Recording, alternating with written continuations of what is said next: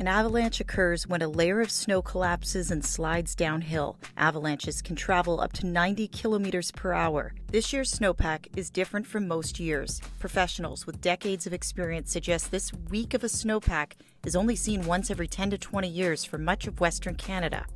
The cause of this is really these prolonged periods of dry, cold weather that occurred in November and December.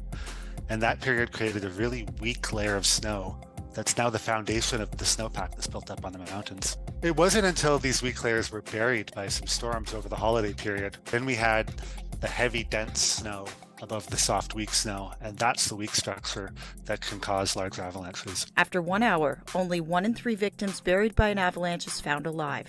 Thousands of avalanches occur in Canada each year in the mountains of British Columbia, the Yukon, and Alberta. Wind, rain, warming temperatures, snow, and earthquakes can all be triggers. Skiers, snowmobilers, and hikers can trigger avalanches. In 2003, there were 2 deadly avalanches across British Columbia.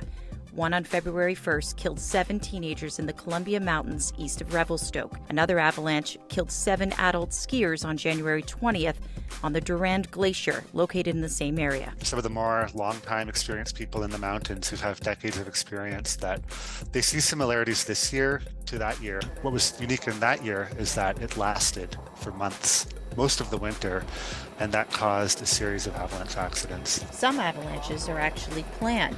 Every winter, Parks Canada, along with our Canadian Armed Forces, trigger avalanches before they become a threat to our transportation corridors. If you're traveling through one of these days, it can take hours for the crew to clear the avalanche off the highways. Pack your patience. Anyone who's considering going out of bounds or into the backcountry to take an avalanche safety training course. Right now, with the tricky snowpack, best way to stay safe is be more conservative in the terrain that you're going to.